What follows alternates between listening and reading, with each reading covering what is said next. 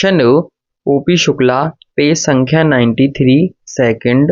Yes, सभापति महोदय, पिछले वर्ष इस सदन में यह सुझाव रखा गया था कि हमारे किसान जो फसल पैदा करते हैं उसका बीमा करने की व्यवस्था की जानी चाहिए। इस सुझाव पर विचार करने के लिए कुछ सदस्यों ने एक योजना भी बनाई थी, परंतु फसल बीमा योजना पर अभी तक कार्रवाई नहीं की गई है। इस योजना को अभी तक लागू नहीं किया गया है।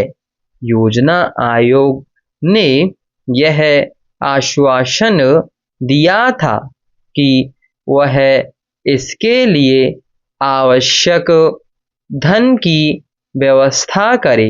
हो सकता है कि इस संबंध में राज्य सरकारों में एक मत न रहा हो। उनकी यह धारणा हो सकती है कि इस योजना के लागू होने से किसानों पर बोझ पड़ेगा।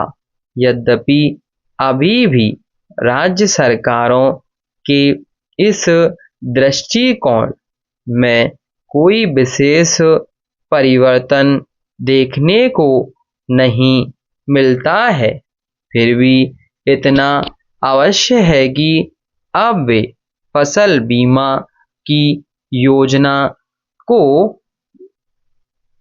लागू करने के लिए तैयार हैं। इसके लिए वे चाहते हैं कि इस योजना पर आने वाला खर्च केंद्र सरकार वहन करे। पिछले वर्ष कृषि मंत्री जी ने घोषणा की थी कि सरकार संसद में एक बिल पेश करने वाली है। अब यह कहा गया है कि सरकार शीघ्र ही इस संबंध में आवश्यक निर्णय लेगी। मेरा तो यही सुझाव है कि योजना जल्द से जल्द लागू की जाए। जहां तक वित्त का प्रश्न है, यह ऐसी समस्या नहीं है कि इसे सुलझाया ना जा सके। आपस में विचार विमर्श करने पर कोई ना कोई रास्ता अवश्य निकाला जा सकता है। पैरा महोदय, इसमें दो राय नहीं है कि हमारे देश के किसान गरीब हैं। ऐसी स्थिति में जबकि वे लगान तक नहीं दे सकते, तो वे फसल बीमा की किस्त किस प्रकार दे सकते हैं। परंतु फसल बीमा के महत्व से इनकार नहीं किया जा सकता।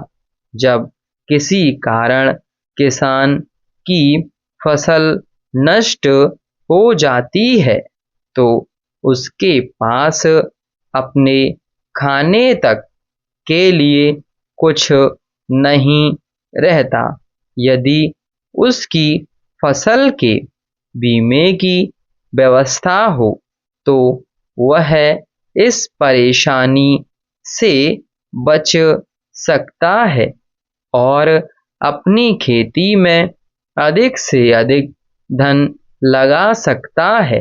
फसल बीमा योजना किसान के लिए एक वरदान है, इसलिए फसल बीमा की व्यवस्था तो नितांत आवश्यक है।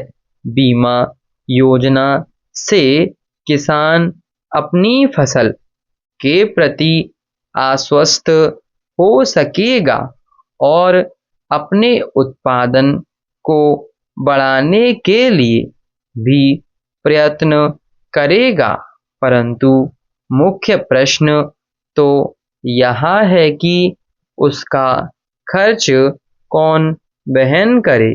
स्टॉप।